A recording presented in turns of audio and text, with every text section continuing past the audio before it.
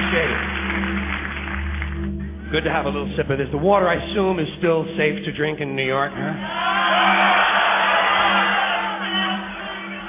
Actually, I gotta be fair with you. I'm only setting you up a little bit. It's just that I just love to hear the answer to that question. I ask that question everywhere I go. Everywhere I go, I say, how's the water? Haven't gotten a positive answer yet. Not one. Last year I was in 40 states, 100 cities. Not one audience was able to say to me, yes, enjoy some of our fine local water. It is pure and it is good. But nobody trusts the local water supply. Nobody. It means the system is beginning to collapse and everything is slowly breaking down. You see, I'm an entropy fan. When I first heard of entropy in high school science, I was attracted to it immediately. When they told me that in nature all systems are breaking down, I thought, what a good thing. What a good thing. Perhaps I can make some small contribution in this area myself. And of course, it's not just in nature. In this country, the whole social structure just beginning to collapse. Just beginning now to come apart at the edges and the seams. You watch. Good afternoon, everybody. Welcome to the October 13th radio address, Lecture 3, A Profile of Collapse. My name is Peter. I'm going to talk at you for the next hour on the subject of social and economic collapse. Pathetic words from the late, great George Carlin. His education was phenomenal, and the way he chose to sneak in very, very profoundly important observations about society and human behavior is something that I don't think any other comedian or social observer has come forward with since Carlin. Maybe Bill Hicks is the closest to come into play. And then you have Richard Pryor and Lenny Bruce. But Carlin's in his own field. I always loved that routine, and when I first saw it, it didn't really strike me as profoundly as it strikes me today. Think about the very simple notion of what a society is. It's supposed to be this system that's there to support everyone. And water being one of the most important attributes of our existence, the fact that we've let it be degraded. And I mean, imagine telling somebody 60, 70 years ago that they would be paying for drinking water in the future, and the cost of that water would be more than the cost of petroleum. I think they would look at you like you were crazy. Of course, needless to say, water scarcity, water pollution leads to jobs for filtration, leads to industries to produce water. So, the more scarcity, pollution there is, the better it is for the economy, eh? Wouldn't surprise me in the future if air pollution becomes so abundant that people will have to buy special oxygen machines to put into their homes. This is probably right around the corner as far as I'm concerned. They'll have to buy these machines, and who knows, maybe they'll have a whole line of gas masks that people can wear outside, a special gas mask with Pokemon on them, just a typical modern life. You know what? Shit. Let's just pollute everything for the sake of economic survival. Let's give everyone cancer, and let's make sure there's as many diseases out there as possible, more vaccines to be generated, more medical establishments, more products to go along with the treatment of diseases. And finally, you have this subculture of people in wheelchairs hooked up to chemotherapy machines with their Pokemon gas mask on, wading through Walmart so they can buy their new plasma television and PlayStation so they can watch Are You Hot on Fox the next night. Excuse me. The point is this. There is no value orientation to making money, and there never, ever will be. The more problems there are, the more profit can be generated, so you can do the math intuitively about the general disposition for the welfare of society when it's known deep down that the more conflict, problems, pollution, and scarcity there is, the more money there is to be made and the more jobs there are to be created. This point will be brought up in the discussion even more specifically as we continue forward, but I want to present now the organization of this lecture. I have essentially broken this subject up into four dominant points. The first point is the monetary expansion policy that is global, which is essentially a pyramid scheme. The second point is the basic market psychology and the mechanics of the market system itself and the infinite growth paradigm. The third point is the advent of technology and this phenomenon we have come to know as technological unemployment. And the fourth point is essentially a combination of monetary expansion policy and market psychology, which has manifested what we know as Wall Street, the Wall Street derivatives market implosion with leverage, the bubble attributes of the system, the booms and busts, the nature of them and how they've unfolded in practice and in theory. And those 4 points added together, I'm going to proceed to talk about government collapse, corporate collapse, and ecological collapse. The final collapse, ecological collapse, of course, being the true nail in the coffin. Everything else is basically a fiction. It's elaborate stuff that we've just invented to navigate society. It has no real relationship to anything. Governments aren't real. Wall Street isn't real. The monetary system isn't real. The market psychology is an invention. So what we have really at the core of this problem is the ecological collapse, the finite resources, the pollution, and many other attributes associated. Okay, the first thing we should probably do is to define social collapse. What is collapse? Collapse cannot be just a singular event. While there can be pockets of, quote, collapse in certain sectors or divisions of society, if you will, it's really a process. Social collapse is when the system itself unfolds in a manner to break down the well-being of society and its constituents. Or to put it another way, when all the indicators of social health are in some form of negative decline, meaning they're no longer in a positive nature or a steady state nature. They're actually moving in a negative pattern, which will have negative repercussions for the species. So the next thing to consider would naturally be the measures of societal or social health. I'm going to use the term societal health as an all-encompassing definition here. There would be 3 attributes of societal health that you could measure. There would be your personal integrity, which means your ability to get nutrition, clean water, your basic health, your immune system's ability to fight cancer and all the environmental conditions that enable that, your mental health, the ability to not have personality disorders, attention deficit, and many things that are in fact triggered by the environment. Stress relationships, high stress dispositions, of course, can have very negative consequences to your health, both mentally and physiologically. This would be the personal integrity. And obviously you can't have personal integrity without having social integrity, so they're connected. I define social integrity as getting a job in this system, having a lack of conflict, establishing trust, there being little poverty in the system, there being less of an income gap and stratification, which has been proven to be very negative to social health. Wars, obviously, are a big problem. The more wars there are, the more negative it is, for the social integrity.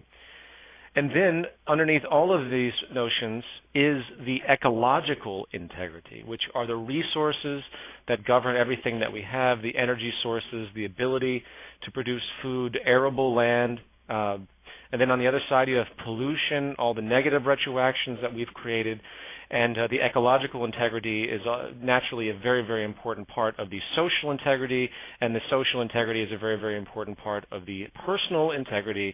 And this brings us back to this measure that I'm defining as simply societal health. So I hope everyone followed that. Now, with regard to personal integrity, those that haven't seen the lecture Social Pathology, where I run through Richard Wilkinson's work about income inequality, which is growing across the world, and the stress relationships, the psychosocial ramifications, consequences of that inequality, I suggest you go back and review that. Generally speaking, and I'm not going to make a huge treatment on this, but the personal integrity, which I just defined as, say, cancer rates and mental health, you'll find that, first of all, when it comes to mental health, psychiatric disorders across the board are rising. Antidepressant usage has increased substantially over the course of the past few decades. Now, you can argue that there's hype through drug companies to get people to take them, and that's fair enough. But overall, if you look at all psychiatric disorders, they tend to be increasing, especially in the Western, more stressful, highly stratified areas. Mood disorders, depression, anxiety disorders like obsessive compulsive disorder, personality disorders like antisocial, and of course suicides. I mean, suicides have virtually doubled within the past 60 years. I believe, according to the WHO, it was 10 deaths, suicide deaths per 100,000 in the 1950s, and by the mid-1990s it was 18 per 100,000.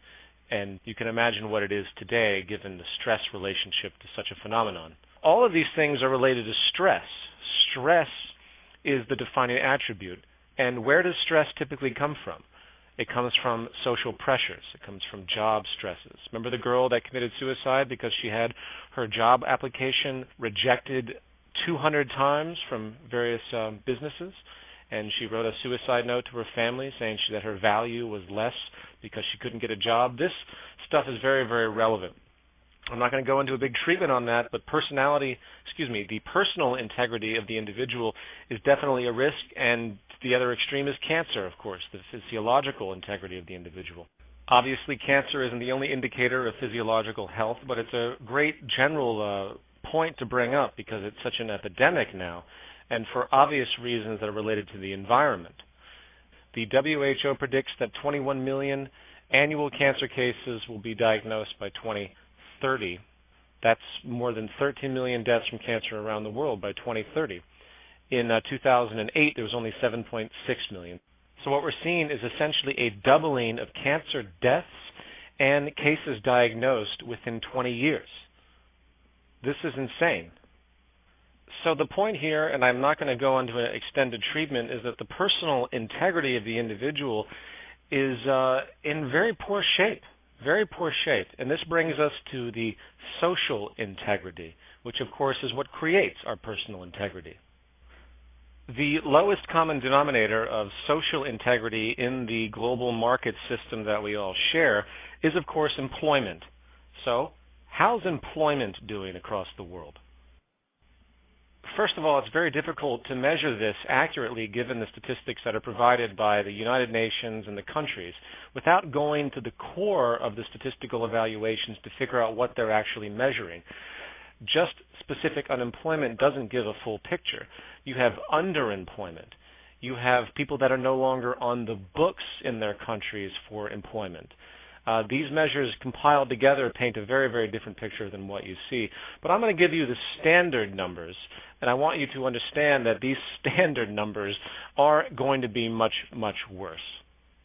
The International Labor Organization, the ILO, as of October 1st of this year, puts global unemployment at about 213 million. Now, you can make what you want of this number as far as the validity of it, but that's for another conversation. It's the trend that's really going to give everything away. In 2007, there was 178 million unemployed. And now, in 2009, 2010, there's 213 million. So it's a fairly substantial percentage increase that's happened. Of course, it relates to the global financial crisis, but there's something much more profound going on here, which I will talk about when I get to the issues of technological unemployment at a later point. But let it just simply be understood that over the course of the past 10 years, overall as a trend, percentage unemployment has increased. And what really gives this away is, in fact, the global poverty numbers that have also increased, which I'll go over next. According to the World Bank, 1.4 billion people live on less than $1.25 a day.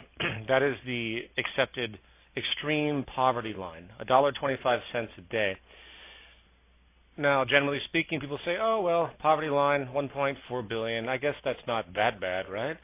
Well, let's go to $2 a day. How many people live on less than $2 a day? That would be 2.5 billion people living on less than $2 a day. Now, jumping ahead here, about 5.5 billion people, or 80% of the world's population, lives on less than $10 a day.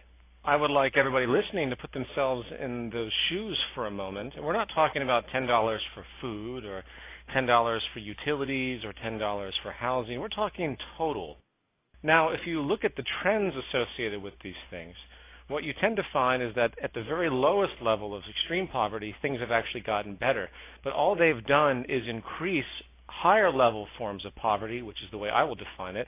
Anyone living on less than $2 a day, $2.50 a day, $3 a day, doesn't matter where you are, you're in extreme poverty. I would like any American to fly to Somalia, one of the poorest countries on the planet, with the intent to spend less than $3 a day on your rent, on your food, and I'd like to see how far you actually get.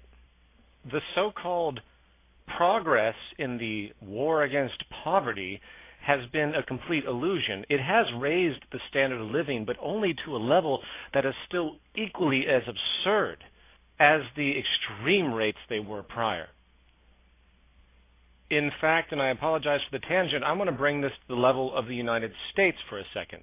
In the United States, the same fraudulent statistical model of this poverty line that's assumed is in full force as well.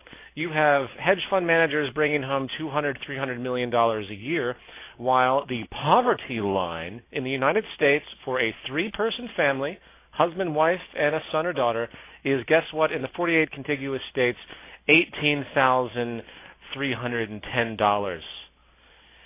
I would like anyone out there in the United States to try and live on less than $20,000 a year with 3 people in your family. Let's see that happen. I'd like to see that. Obviously, it's being done, but just imagine the state of deprivation that generates.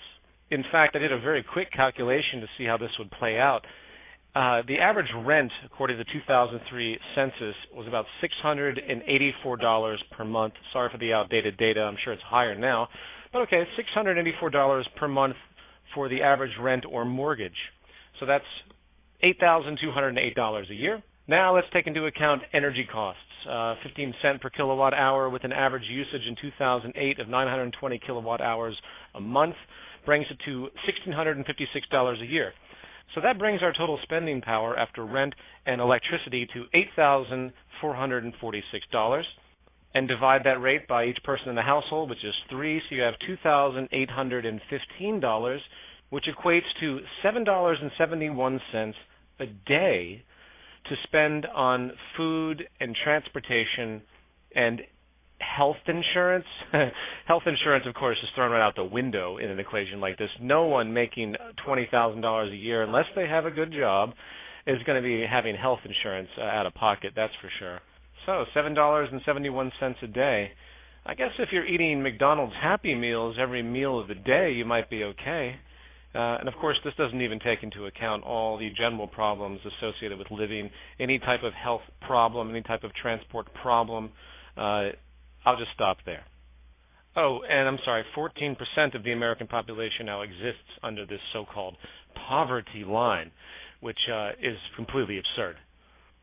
Okay, so I've gone over the labor issue and the poverty issue with regard to the social integrity category we denoted for societal health.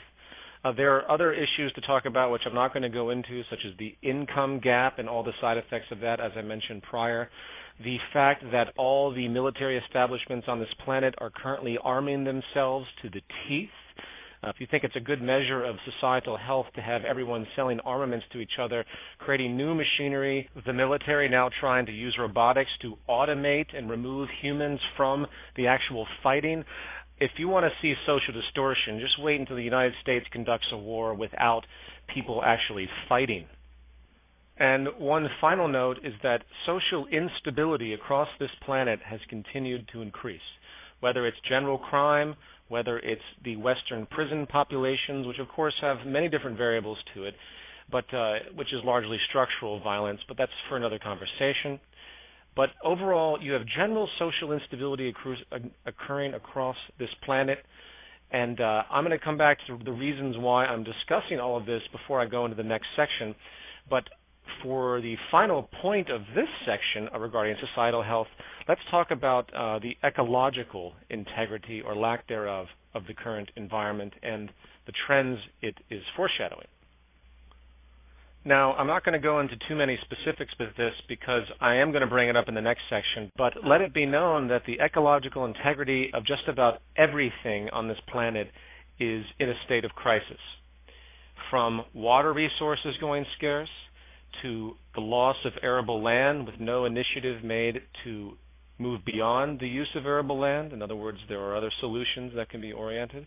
To resource depletion in general, to the decline of fish in the oceans, to the lack of interest to move into renewable energies and a systems approach to get rid of oil and fossil fuels, which is not only damaging but will eventually run out, species extinction spasms, grand amounts of pollution coming from all sides, the waste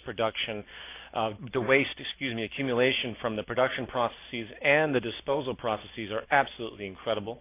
Perhaps you saw the Russia Today news report on Moscow and how Moscow is being engulfed in garbage because they take the garbage and they just make big hills out of it. So ecological integrity is at risk in a very, very grand way. Now, again, I'm going to go through all of this more so in a second because the ecological collapse attribute is very, very critical to understand. But I want to point out the reasoning for this setup. The issues of societal health I've just gone through, the personal integrity issues of cancer, health, mental illness, stress relationships, the social integrity issues, jobs, conflict, poverty, income gaps, propensities for war, and the ecological integrity issues, resources, management, pollution, energy. Every one of these attributes has a negative trend for the future.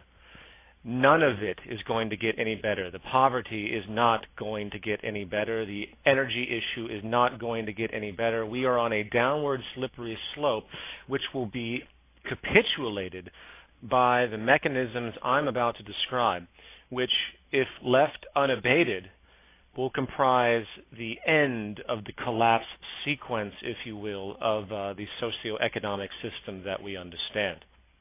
I will say as an opener that the monetary system and the market mentality will be what destroys and kills everything on this planet.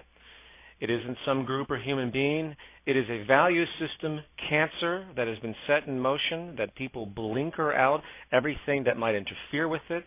And this processes that I'm about to describe, the attributes therein, is the problem of the world society. And nothing is going to change any of these attributes in the long run until the entire system is overhauled. Okay, coming back to my 4 points. First point was monetary expansion policy. The second point was market psychology and the infinite growth paradigm. The third point I'd stated before was technological unemployment and the issue of labor. I'm going to switch that around now with the Wall Street derivative phenomenon, because that relates more contextually to the prior 2 points.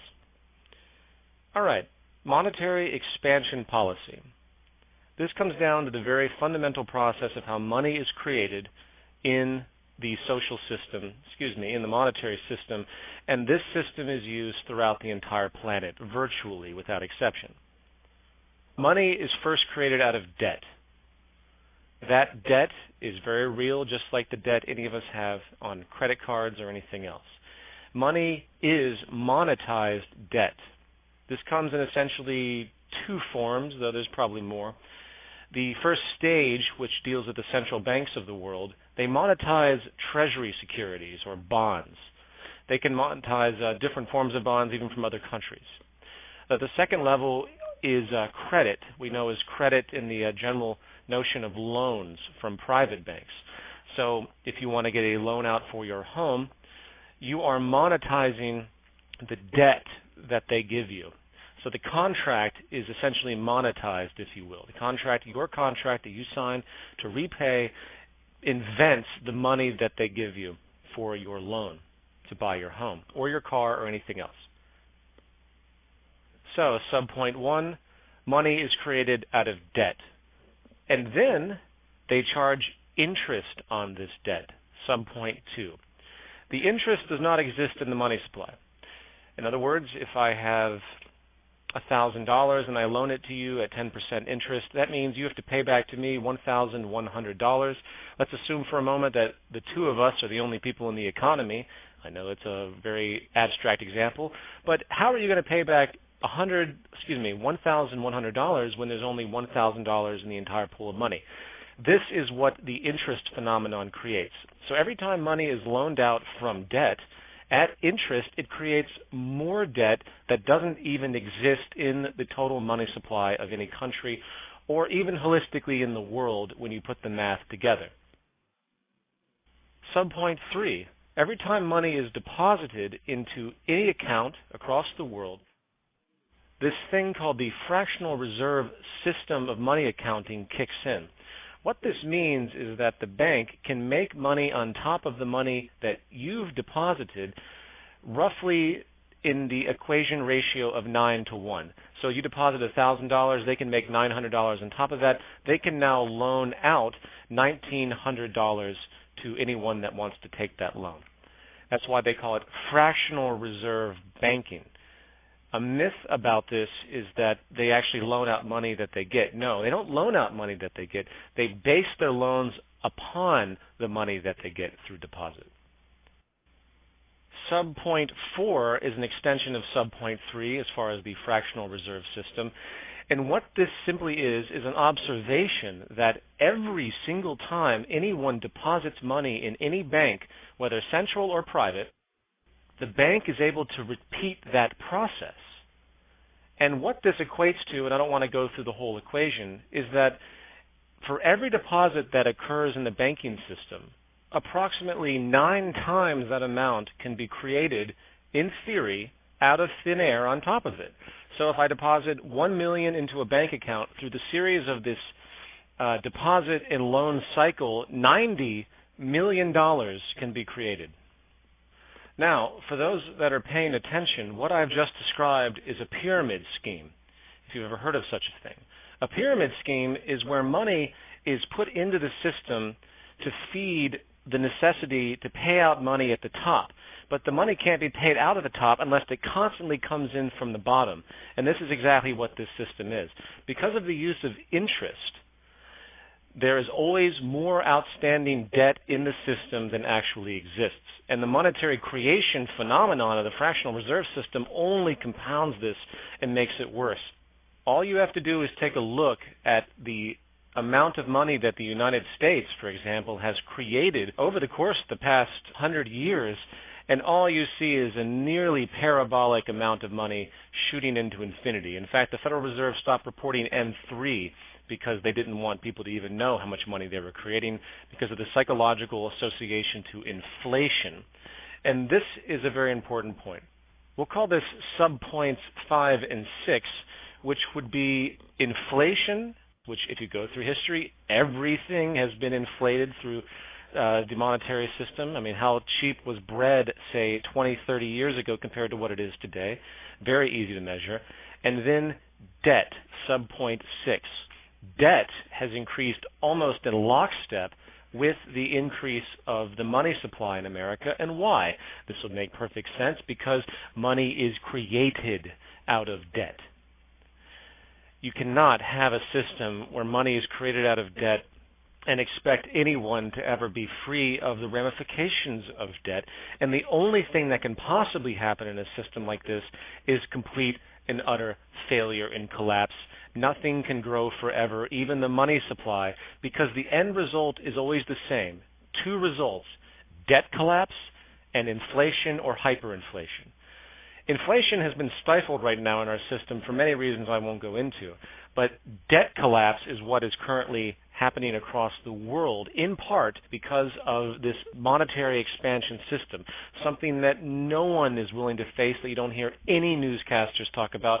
I wonder if even the President of the United States even knows what the fractional reserve system is. Now, people often say, well, how is this possible? How could there possibly be a system like this? Well, the attempts have been to regulate it through many different processes of monetary expansion and contraction, which, while never stopping the expansion overall, does temporal things to make the illusion work. Central banks are there as the lender of last resort to try and deter failure or to step in anytime failure or liquidity problems emerge within the banking system. That's the job. And because of this policy, even the Federal Reserve and the central banks themselves can fail as well. So they have the World Bank. So they had to create another lender of last resort, the World Bank. It's all a big cosmic game and a big delusion. None of these organizations have any actual wealth of any kind. There's nothing to define wealth. They just simply print money, and they operate with the same basic principles. And they work in this hierarchy to give the illusion that there's some type of empirical power and that this money and wealth actually exists somewhere when it doesn't. It's just bookkeeping entries. So why has the collapse materialized where it is now is another good question. Fundamental market theory denotes booms and busts. All a boom is, all it is, has nothing to do with production, has nothing to do with sales. All a boom is in the boom and bust cycle is the insertion of more money that's being utilized. All a bust is the contraction of money, which usually happens from there being an overload of money within the system, which creates debt collapse, or when inflation becomes a foreshadowed problem, so they have to pull back monetary expansion, increase the interest rates, so they can curtail the possibility of inflation in the short term, of course, because if you look at the historical record, again, inflation is still constant, which makes sense. However, it's not economically comfortable for there to be recessions. The political officials don't want it. They want to see progress to make their institution look like they're actually doing something positive. So the market system has not been allowed to play out in its real boom and bust phenomenon. So what they've done is they've done money injections every time there's a recession, virtually every time.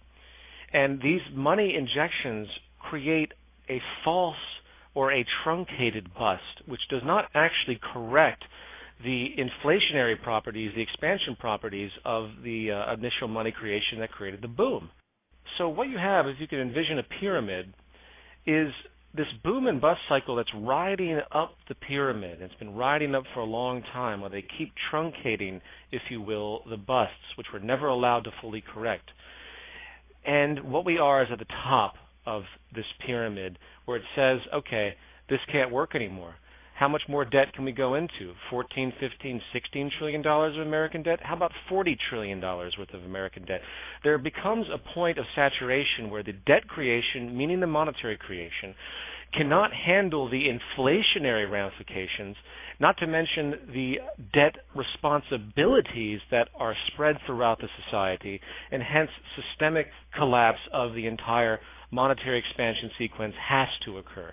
It has to. It's a mathematical inevitability, and that's where we are now. Now, please understand something. There is no balanced element here. There is no way to make a steady state fractional reserve lending policy and monetary system. It's literally impossible based on the way the system is constructed. Even with the most optimized form of regulation and care given to the booms and busts, meaning not truncating the busts, you would still have inflation and you would still have debt, and invariably and inevitably you would still have collapses from them. And one of the reasons of that inevitability, again, is because of the interest charged for each one of those loans, which does not exist outright in the money supply. Failure is inevitable. It's a pyramid scheme. So what you have now is an entire world based on monetary expansion practices that simultaneously create debt, more debt than they actually create money, in fact, and the world you see around you is the result. You have every single country facing extreme debt collapse because of their own financial policies. Everyone's borrowing money from each other through bond sales, making more money out of nothing, loaning it at interest to the public in other countries. All it can possibly do is lead to more failure and more collapse. The very idea that you're going to try and solve debt and monetary problems by making more money out of debt, again, to solve anything is the most hilarious thing I've ever heard of. It's like throwing oil on a fire thinking it's water. It's just going to make it worse. That understood, now let's bring it down to the actual market psychology, the actual dynamics of what we call a market itself, this buying and selling, the use of labor, and understand how this process and this mentality, if you will, is furthering and compounding the collapse as we see it and will continue to do so. The entire market system, as I've discussed before, is based on cyclical consumption. It's based on the assumption that infinite amounts of consumer and money circulation will continue. The money moves from the consumer to the producer, which divides it up to the laborers, which make the goods, which the laborers get wealth from and then become the consumer along with the producer, and you have this cycle going on and on and on of consumption. The first thing to consider with this is that the monetary expansion policy I just described creates a game of musical chairs where debt collapse and bankruptcy is inevitable. And the businesses know this, so they're exasperated a little bit more because they have often more debt requirements than the system really should require, but they're always a little bit against the wall. Keep that in mind. It's a pressure of the system to be more cutthroat than they typically would be if the fractional reserve lending policy and interest attributes were not in existence. So that is a particular point of pressure to keep in mind. The second point builds upon that with the fact that waste and exploitation and pollution are built right in to the modus operandi of seeking profit and maintaining a competitive edge.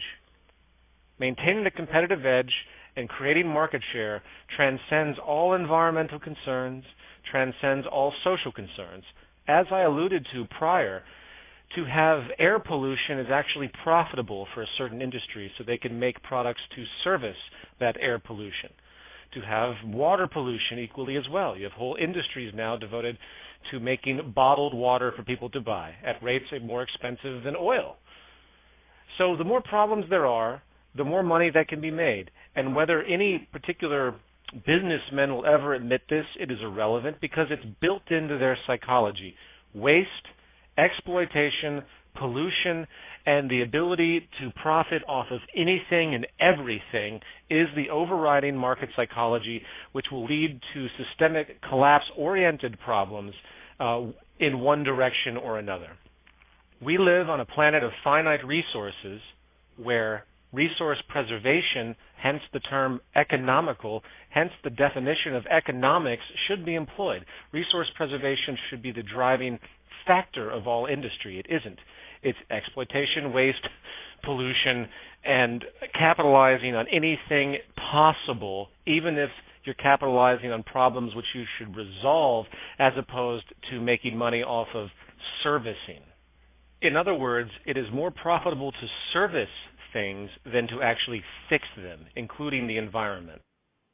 So to summarize how this relates to collapse, you have on one hand a psychology that basically doesn't give a shit, and on the other side you have the need to constantly create and consume and waste resources, planned obsolescence, no efficiency built into anything, no need for longevity because you want to constantly service, you want people to constantly buy things. The very strategy of marketing today is based upon planned obsolescence deliberately. It's right there for everyone to see.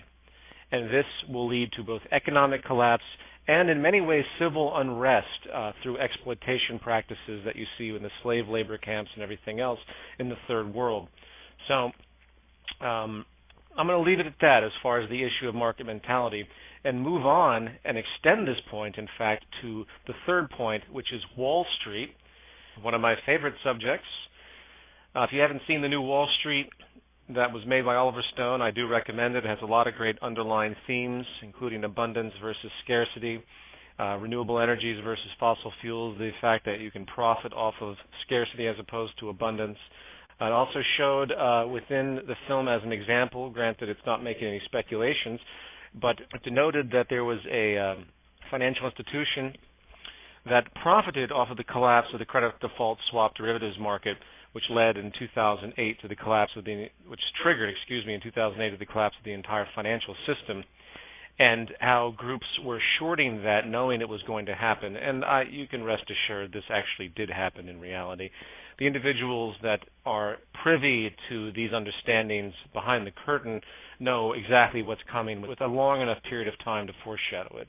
And this brings me to my first point regarding Wall Street, and that is the fact that you make money on the way up and you make money on the way down. People can profit off of the collapse of third world economies in this system. People profit off of the collapse of anything. People make money off of the rise of precious resources that the more they speculate upon it, such as oil, the more it will injure the rest of the world, such as in 2008, the big oil burst that happened, which was shutting down schools in certain regions in America because they couldn't afford to pay their gas bills, whether it was the school bus or things to heat the establishment. Yet people make money off of it. They don't see that. They don't see the ramifications of that. Wall Street is a very unique invention. It's an extension of the market system. It's buying and selling, except it's gambling specifically because it's not actually buying and selling anything real, at least in the form of derivatives. And I will debate people whether true investment even exists at all in the trading mechanism, because it really doesn't. Once things go IPO, fine, yeah, money's been invested, but once the shares are out there and it's just trading hands, it doesn't do anything to the company really, except create this false barometer of value as it's traded up with the speculative aspects that they can base things on, but it still isn't real. It still isn't real whatsoever. So the first point I want to make about Wall Street, then, is the fact that it is without any type of social concern whatsoever. You make money on the way up, and you make money on the way down. It's that simple, and the failure of society as we know it will be accompanied by a select few who make an outrageous fortune during that time, just like they did in the 1929 crash, just like they did in the market crash of 2000 when the bubble burst, the dot-coms, just like they did even on the decline of oil, those who were able to turn the tables fast enough, who knew what they were doing, knowing how exasperated the speculative-driven bubble was to begin with. So the decline of anything is profitable from the standpoint of Wall Street, and that in and of itself is a completely psychological value cancer that is completely unacceptable to any type of society that wants to have progress and balance and sustainability and long-term survival. The second point to make about Wall Street is the very dynamics of the game itself and the games it has invented. The first point to bring up with regard to collapse, of course, is the derivatives market, which I think everyone here must be familiar with by now.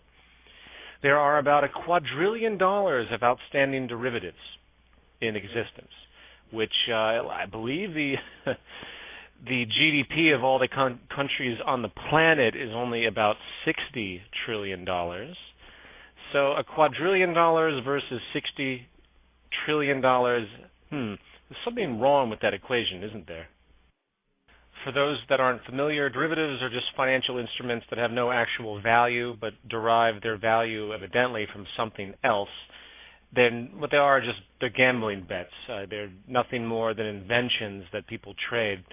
And the reason that that market became so inflated was because of the heavy use of margin, the incredibly heavy use of margin pyramiding these investments over and over and over again. In certain instances, you can have 50 to 100 to 200 to 1 margin in instances. That means for every dollar you put up, some fantasy bank puts up $200 on top of that $1. That's just insane. And it's easy to see how such outrageous amounts of value could be created up to $2 quadrillion. The irresponsibility of this is so profoundly incredible because that money has to be real. That money has to exist at some point to pay back everyone that requires money to be paid back, including the banks that loaned out the money to begin with. So, of course, if there's a problem and there's a substantial loss anywhere in this chain of causality, suddenly everything gets triggered and you have this outrageous amount of money owed to all these other people that cannot be paid back, and hence the domino effect begins. I'm sure by now everybody's familiar with the housing market collapse. I'm not going to go into the full chain of causality, but there's something called a credit default swap, which was sort of an insurance policy, which is a derivative and very largely traded derivative used in a few different mediums, which was one of those chains of causality that led to the need for massive bailouts of the economic system and institutions like Bear Stearns. Now, I don't want to belabor this, but the point is very simple. The derivatives market bubble, as it exists, hasn't even come close to collapsing in the way that it likely will fairly soon. The housing market is not done collapsing with all of its mortgage-backed securities and collateral debt obligations and credit default swaps interlinked as well. There is an outstanding time bomb waiting to burst within the global derivatives market. All it takes is the right combination of defaults and failures to meet responsibilities for payment.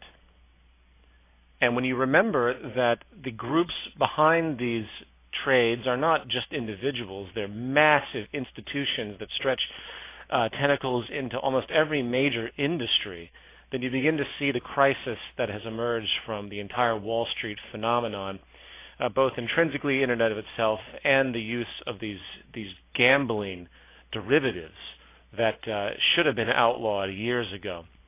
But even if they were outlawed, it only would loosen the pressure of the problems that's generated by Wall Street in and of itself. The final thing I want to talk about with regard to Wall Street is the phenomenon of bubbles in the investment community.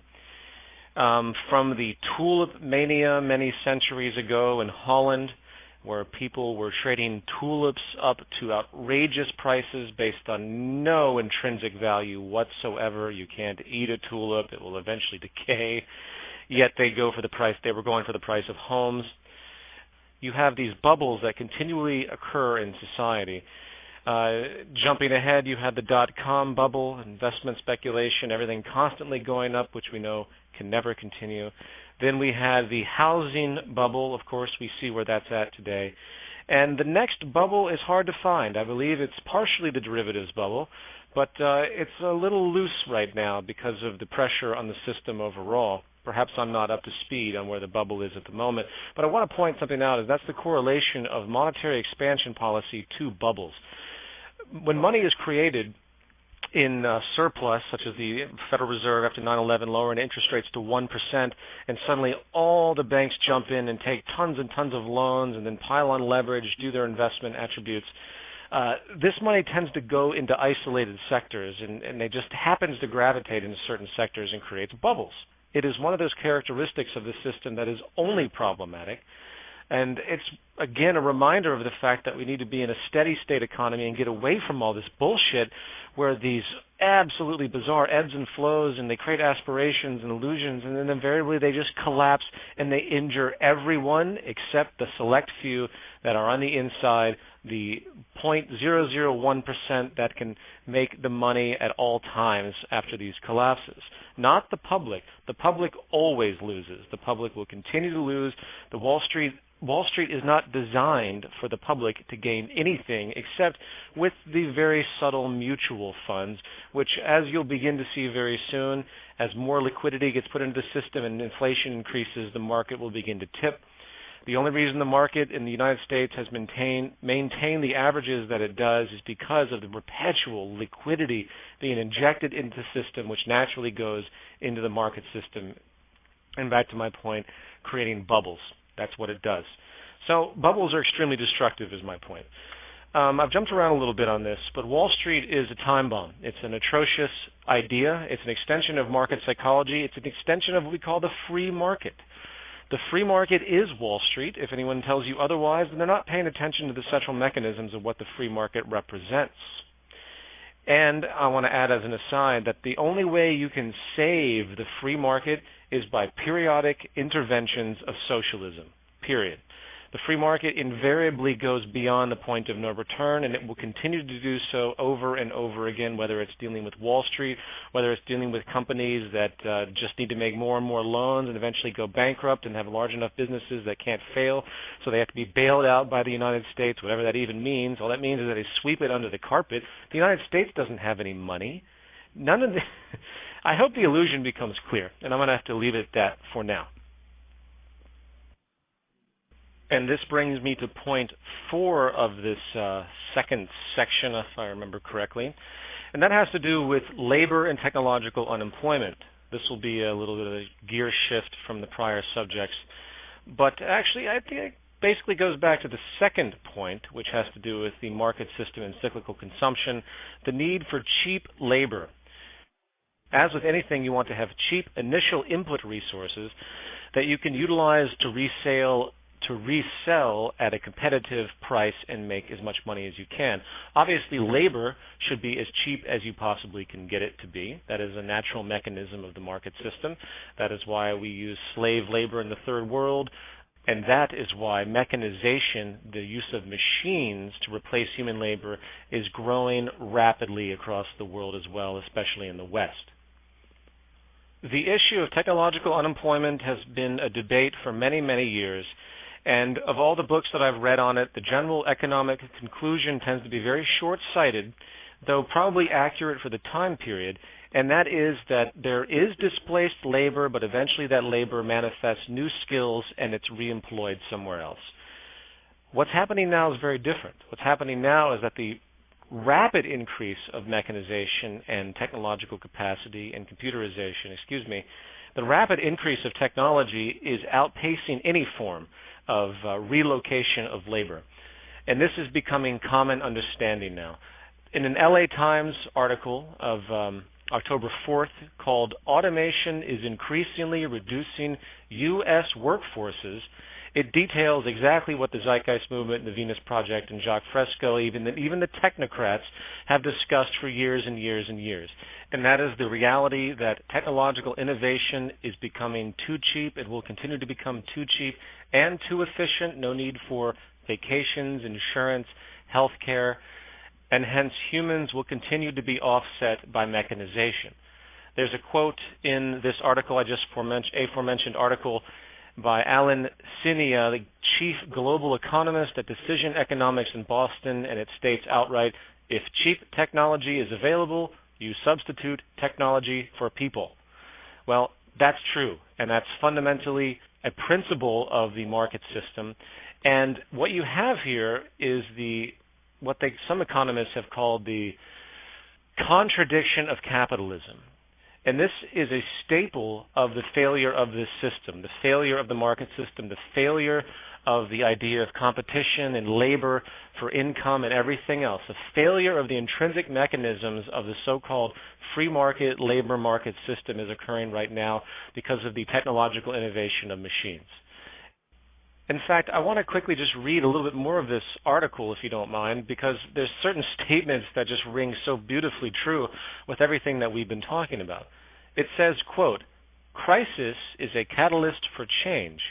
With their businesses hammered by 9/11, airlines cut labor costs by switching to computer kiosks to check in customers," said Greg Buzek, president of retail technology consulting firm IHL Group. Other industries, such as restaurants and retail stores, are speeding adoption of these machines. About $300 billion worth of transactions moved through such kiosks in 2006. That figure is expected to be $455 billion this year and $700 billion by 2014, Buzek said. EMN8, a San Diego company that provides self-service kiosks to restaurants, including Jack in the Box, has seen a, quote, "dramatic increase," unquote, in interest from fast food vendors in the last 8 months, said Brent Christensen, vice president of sales at EMN8. The company leases the machines to restaurants, saving them big upfront costs. It says at the end, "It is being driven by the opportunity to increase sales without adding labor or food costs," Christensen said.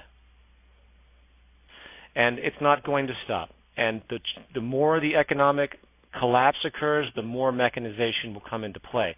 The clincher here, which is going back to the contradiction of capitalism, is that every human being that's displaced loses purchasing power.